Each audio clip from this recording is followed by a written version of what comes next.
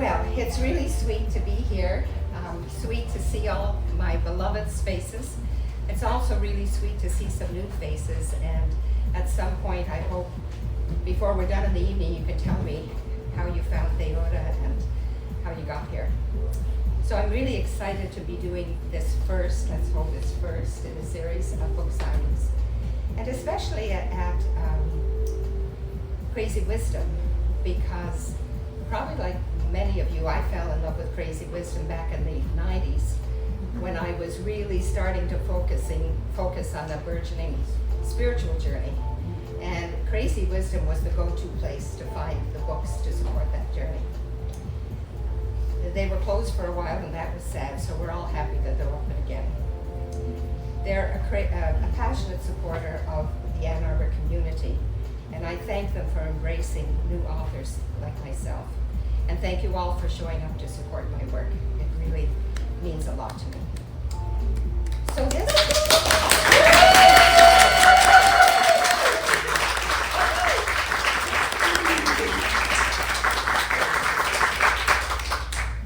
So I'm going to touch on three questions that I'm frequently asked when anybody finds out that I've written a book or see my book. And the first question that they ask is, what does the name mean? So I decided after I had finished writing the book and I was having it, here comes Tricia, and I was having it formatted, I decided to move a page out of the middle of the book to the front.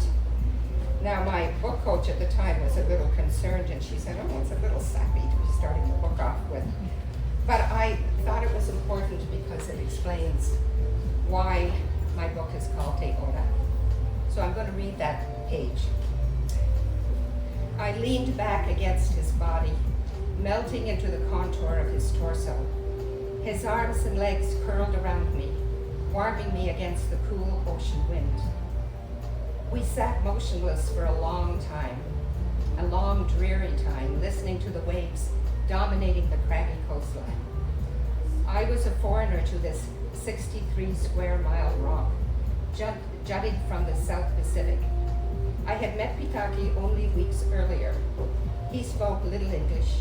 I spoke no Spanish nor Rapa Nui, but our souls had known each other sometime long before the island had its name. We gazed across the eastern horizon. The sky was gray. The ocean was gray.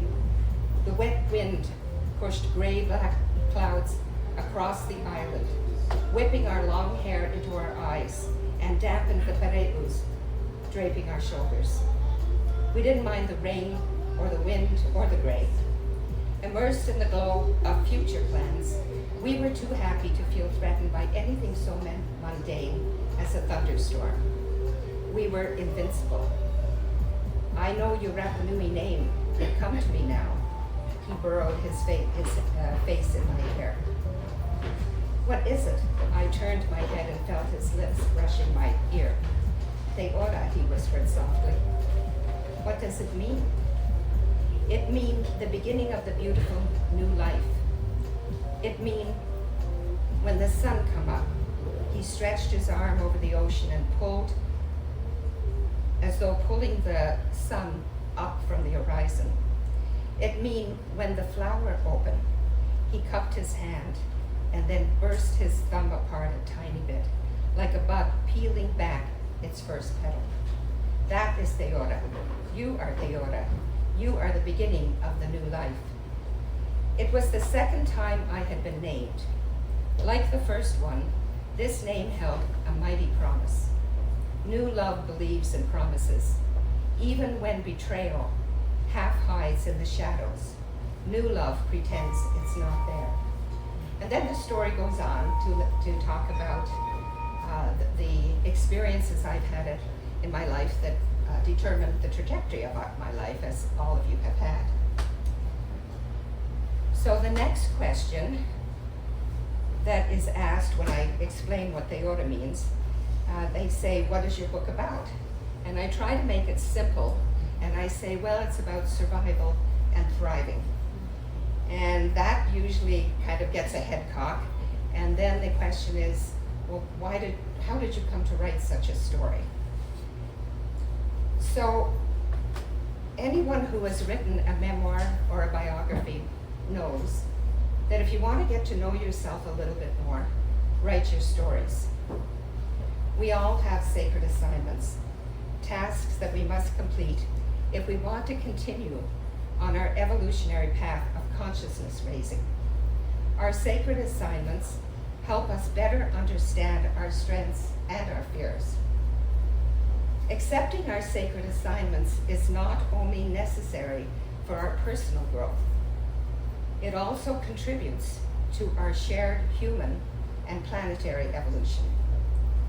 Sacred assignments are often exhilarating, and sometimes they're heavy and burdensome. But when guidance gives us a directive, if we want to continue living meaningful lives, we can't say no.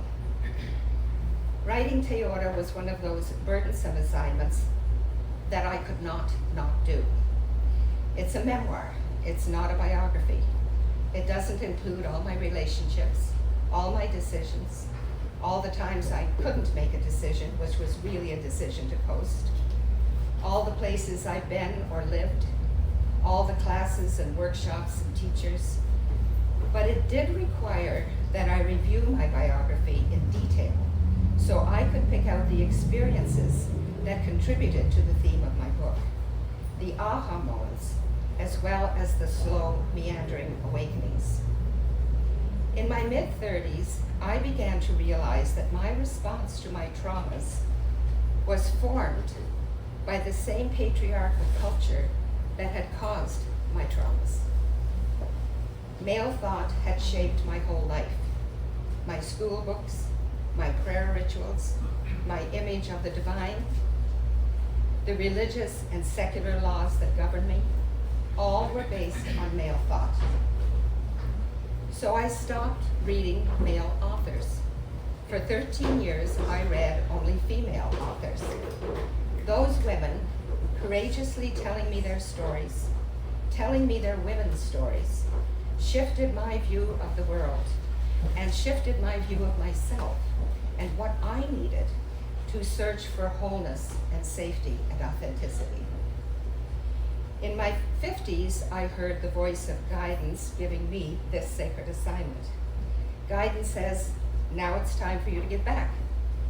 It's time to pay it forward, to write your story so that other women can be comforted and inspired like you were when they shared their stories.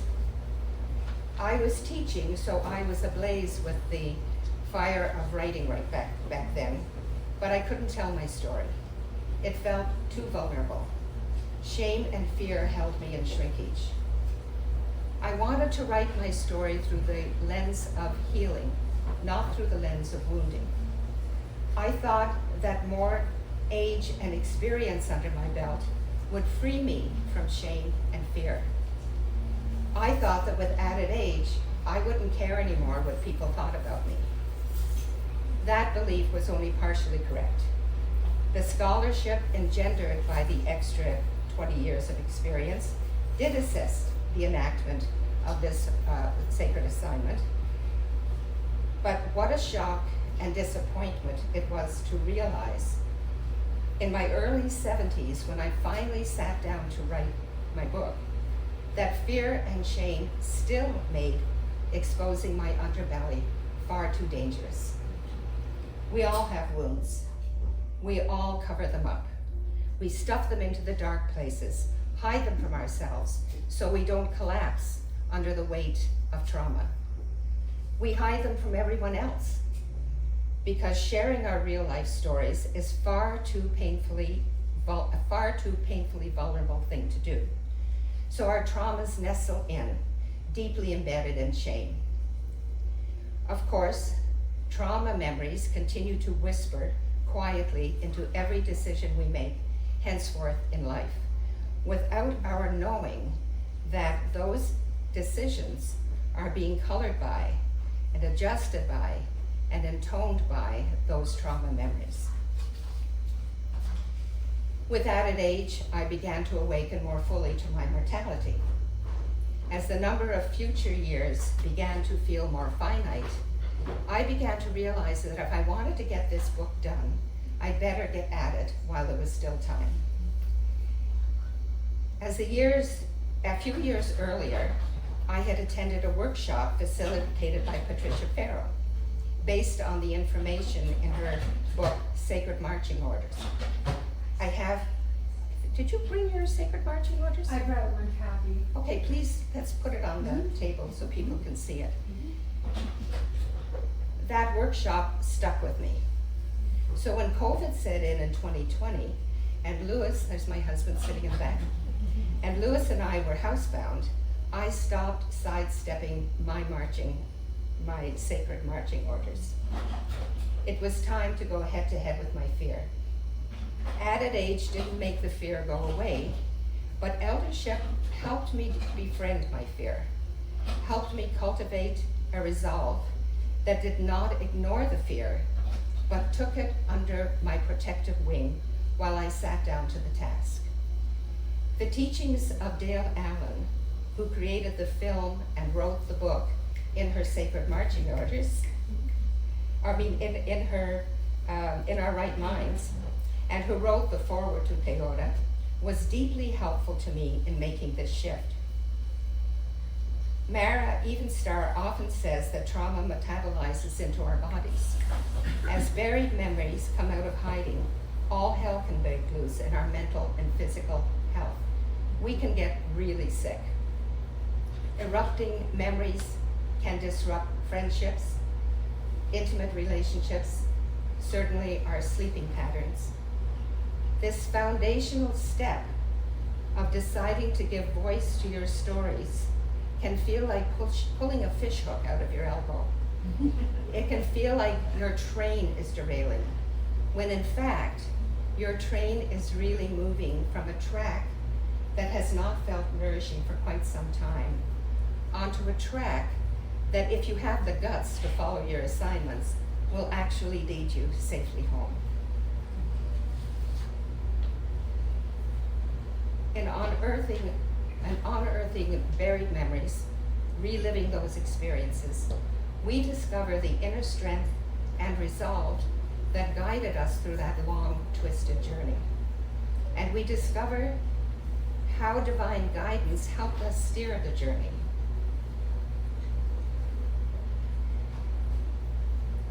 Our compassion for our stories is important. Examining and owning our lives authentically shows us that we have so much more to be proud of than we have to be ashamed of. In writing this book, I'm learning to love myself through the balance, through the scales of balance. I'm cultivating a new kindness for myself, cultivating the ability to forgive myself for choices I made when I didn't know any better, when I was scared, when I didn't know who I was or what I deserved, when I wanted to belong, when I wanted to be loved, when I was in shock, when I was in survival mode, and even when I was in healing mode. Now that I'm old, I do make better choices, I hope, at 77 than I did in my 20s and 40s and 60s. So I want to read a portion here that kind of talks to that.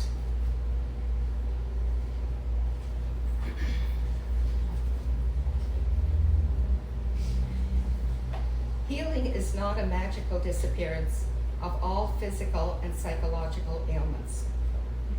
We don't completely free ourselves of residual pain, shame, self-criticism, or fear. Rather, we learn how to calm the struggle and how to live well with some aspects of ourselves still broken. We learn to accept all our cracks and love them for how they add to our value.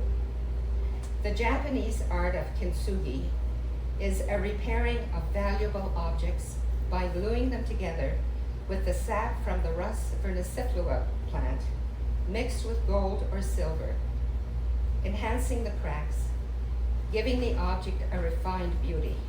It makes every repaired piece unique, stronger, and even more valuable. That's the goal of my healing, to free myself from the restrictive fear that something is wrong with me because I experienced trauma. Those experiences did not diminish my core self, my goodness, my kindness, my intellect, my heart. Rather, they polished my talents to a higher shine. Neither did my traumas make me a superwoman who has all the answers. They made me a normal woman responding as best I can to the constant bombardment of patriarchal misogyny. We're not throwaways. We each have our own story and our own beauty, made even more brilliant by our inner kintsugi artist that turns our cracks into pieces of art, enhancing our value, our resilience, and our determination. Opening wounds to healing light is not a dreamy, mystical breakthrough while sitting at the top of a mountain, gazing at the beauty of nature. I know some people do have those experiences, but it usually comes after a lot of therapy. Healing is partially a walk through fire. Breakthroughs happen slowly and painfully as the purification process burns off the dross within. My own healing journey taught me how to keep walking the long mile home with an invisible limp. Carolyn Mace talks about a holy transformation that changes the way you see yourself, your physiology, and helps you realize your capacity to empower your life. Owning my life authentically is helping me to understand my soul's purpose more. In our elder years, as time becomes finite, space actually opens more widely, allowing us to focus even more deeply on our spiritual life and our soul's purpose than we did during the busyness of our earlier years. So now I find myself engaged more deeply in understanding my soul's type, its personality, its age, and why did I incarnate here and now. Ainsley MacLeod's teachings about how past life soul memories affect present life experiences is helping me with this deeper understanding. I've placed Ainsley's books at the back too, with a flyer about his community called Soul World. It's an online community that's quite loving.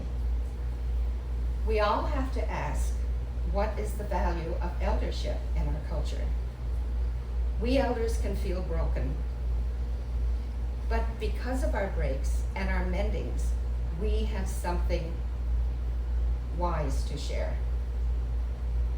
We elders can channel our inner kintsugi artist to hold each other lovingly while we model to the younger generations how life is lived with purpose.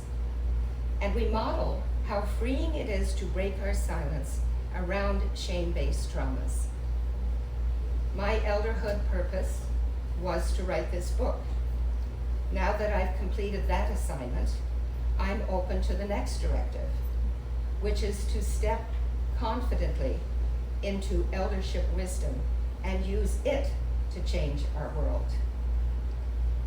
For decades, I've been nourished by intergenerational healing circles facilitated by Bronwyn Gates and Mara. Where's Mara? Mara Evenstar. Gretchen couldn't be here tonight. She had a death in the family.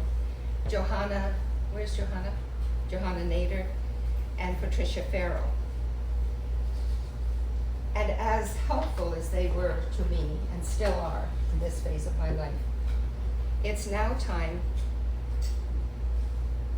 to support my elder assignment by participating more consistently in crone circles. I should turn this off.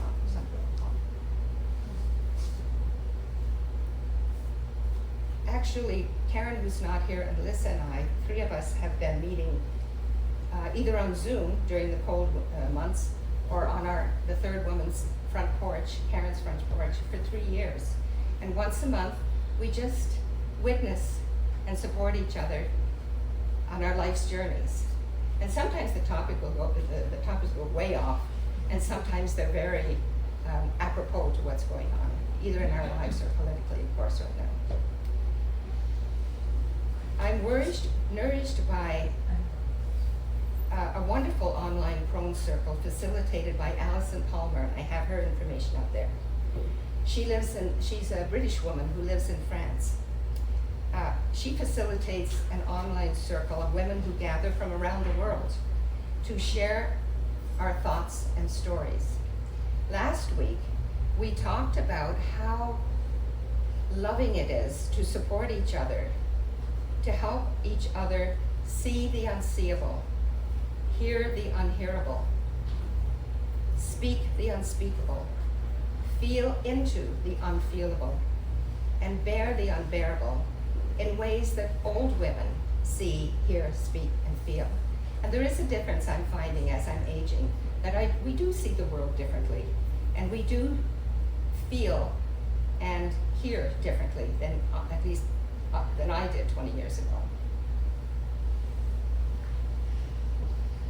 And in doing so, we shift the way we expect ourselves to behave, to be seen, and to be heard, freeing up the deep, world-changing power that is native to cronehood. I love this quote from Clarissa Pinkola Estes. She says, "Who is the crone? She is the most dangerous, the most radical, the most revolutionary woman in existence."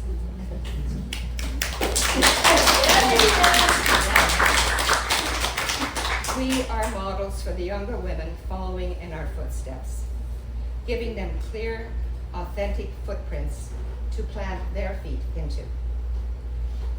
We each determine the trajectory of our lives. Old women have been walking bent over for far too long, under the weight of patriarchy. Let's be change makers. So I pretty much end this book with the questions about healing. What does your unique healing journey look and feel like? Is it finding sisterhood? Is it keeping your heart open to love, even when it's been broken several times? Is it accepting that you were abused and you survived? Is it finding the courage to break your silence, to share your story with other women? Is your gift speaking for other women who can't yet speak for themselves? Is it about being healed, or is it about continuing to heal? Is it the years-long search for healing tools? Is it the tenacity to never give up? Is it the commitment to prepare healthy foods for yourself? Is it building the habit of daily walks in nature? Is it practicing daily meditation?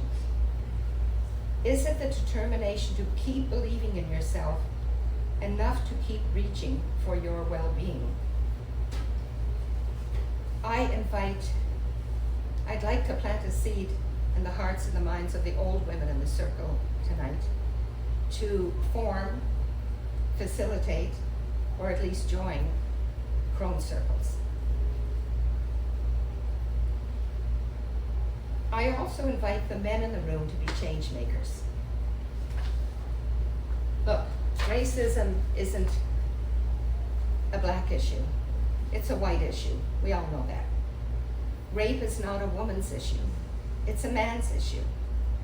Good men have been holding their silence for too long, perhaps quietly supporting the women in their lives as they step into their role of change makers and silence breakers.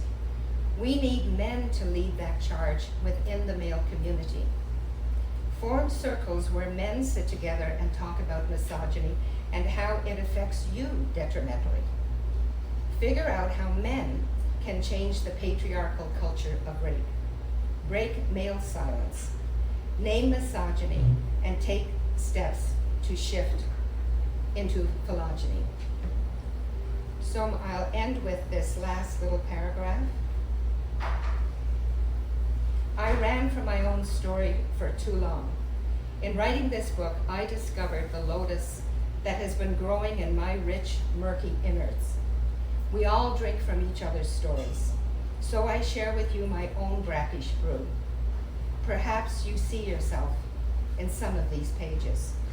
I wish you strength and joy as you travel your own path of healing. I wish you Teota. We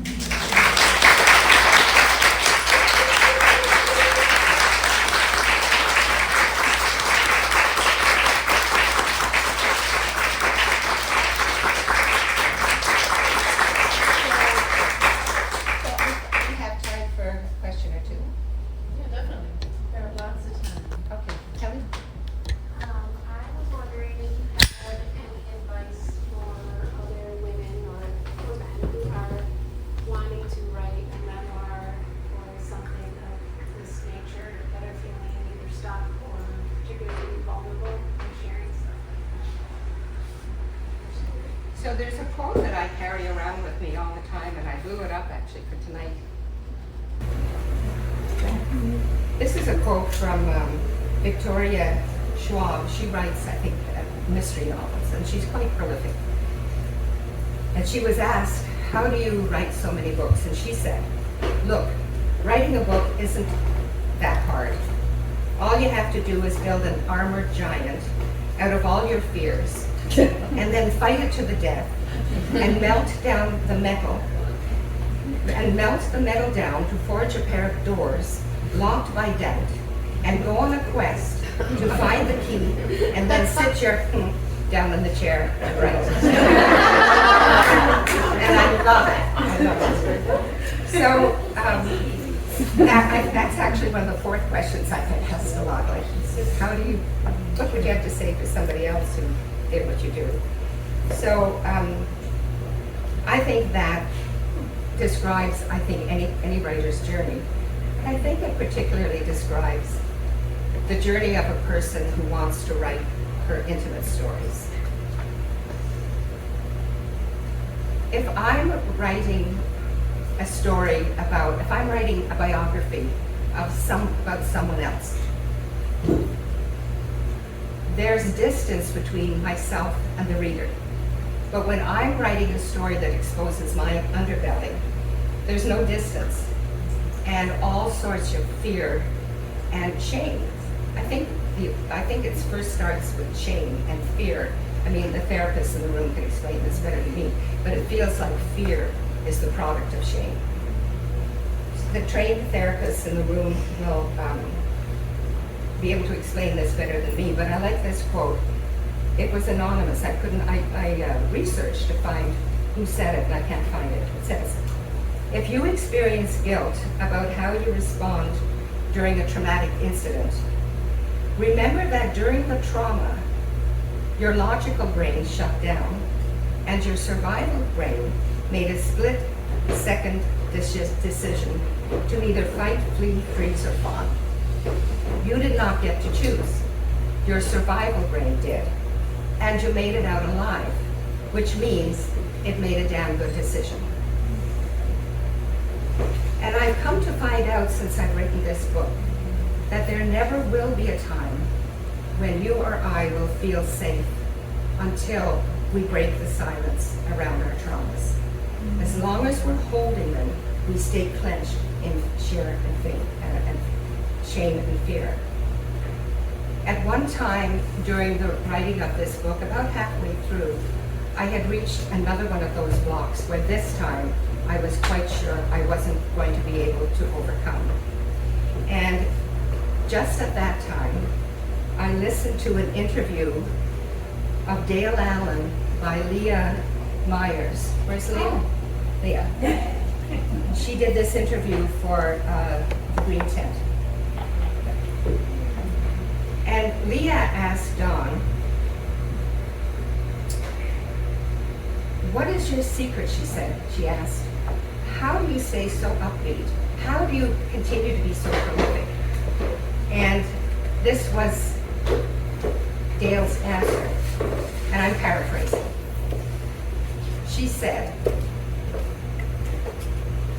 "We all have a mean voice that lives inside us and warns us when we start to enact our assignments to back off.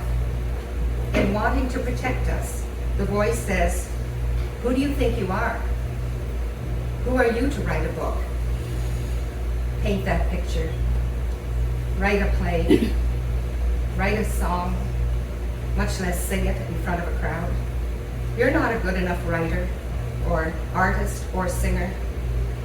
You're going to make a fool of yourself.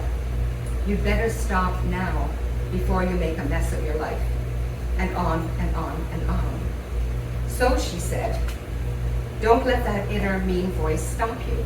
Just bring her along with you as you do the work." Dale said that once she starts to see that nothing terrible, really terrible happens when you continue to work, she'll start to settle down a little bit. But she warned us. She said, don't be surprised if you think you've got her settled down and then all of a sudden she starts screaming again. You remember that, right? And she said, just bring her along with you again. So I talked to Sharon Diotte, who was midwifing the book with me. And I told her what Dale said. And Sharon suggested, okay, try this. When you sit down to write, place a blank piece of paper next to your computer. Every time the mean voice starts screaming, write everything down that she says, line by line. Don't stop until she's said it all. And then, when she's done, you go back and read it out loud so she knows you're listening. And as you read each line, check it off. Read the next line, check it off. Read the next, and all the way down the page. And then say to her, I hear you. I know this is really scary. Now you just sit on the sofa over here while I do my work for a little while. And it really works. So anybody who's trying to write and keeps getting bogged down in blocks, that was really, really helpful. And thank you for that interview.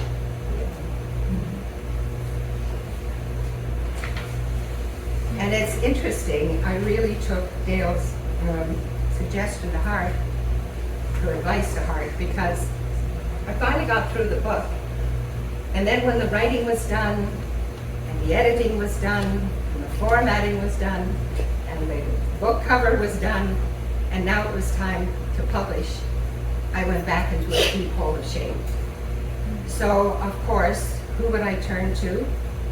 My teacher and friend for decades, Bronwyn. Can you raise your hands so everybody knows who Bronwyn is?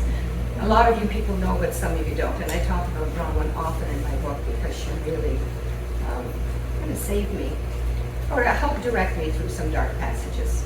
So I called Bronwyn. She was out on the West Coast. But she took the time to work with me with emotional freedom therapy. And with the help of this, and you know, it's cheap and it's available at all times. I've also found that it works even better for me when I have someone who's really trained in doing this and has a deep faith in it.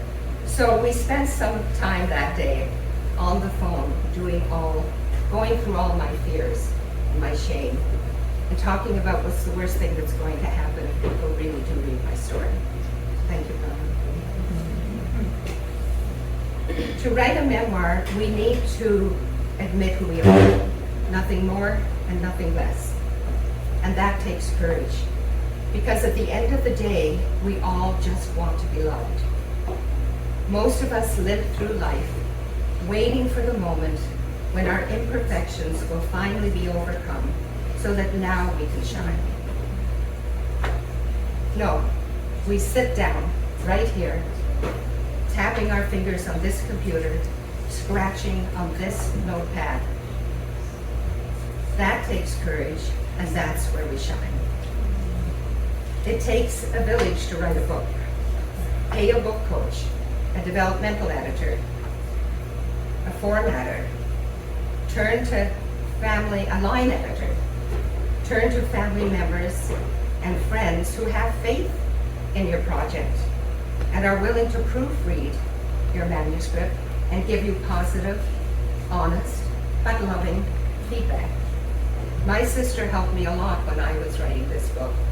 She would read each chapter and then we'd FaceTime and we would review, brainstorm our memories of our childhood and earlier in our teen years and early adult years, so that I could get the images correct.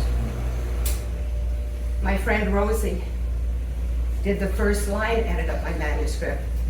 A gift from heaven.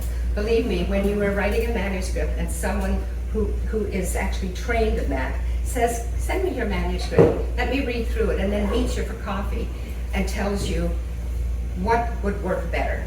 Thank you, Rosie. My friend Karen, she couldn't be here tonight, but she read my manuscript as well and gave me loving feedback. My friend Kelly, who flew in from Colorado, never stopped encouraging me for 4 years. And Kelly, you heard it all, right? As through the 4 years of writing. When I was discouraged, my husband was my staunchest ally. He'd insist that I had an important story to tell and I had the ability to write it. The other thing I would recommend to people who are trying to write a story that feels hard is really enlist your ancestors. We are the voice of our ancestors. So invite your ancestors to come along, to sit with you, to speak through you, to put thoughts in your head. They want to do this. And it's very important to find a really good therapist. And my therapist is here tonight. Stephanie, with the red hair, Stephanie. I had done a lot of therapy over the 30 years before I decided to write the book. I had healed a lot, but when I started to write Diotte, all the residual underlying layers, onion layers, started to peel back. So I looked for a good therapist. When I started to work with Stephanie Paquin, she asked me, what is your intention for therapy? And I told her, I needed to find the courage to write my stories. Stephanie worked with me for 3 years, every week, with doing EMDR, helping me dig my way through those deeper layers of fear and shame. So thank you, Stephanie. When my contract was completed, I met Miss Annabelle. She's a developmental editor, among other roles. My friend Karen, the one who read the manuscript and gave me feedback, she once said something really poetic. She said, when she reads words strung together in just the right way, she hears a melody. That impacted me. I think that's the goal of all writers. We might not explain our efforts in such a poetic way, but we're all really trying to convey an idea or a scene or an experience in a way that our readers can hear the melody of it. So Miss Annabelle is the melody. Oh my gosh. When I had pretty much finished the book, Annabelle came on board and we started again reviewing the book. And she helped me find little ways to shift, combine, or replace phrasings that polished the book, the script into the book. Her delight in word weaving, her exuberant faith in writers. I mean, this woman, if you want to write, hire this woman because she'll have your back the whole way. Just get used to being tugged a little bit. We really work well together. Now that the book is published, we still work together this way on social media and on my website blogs. The thing about Annabelle is that she never tries to pull the arm off your baby. She helps without egoic insistence that her way is the right way. She collaborates.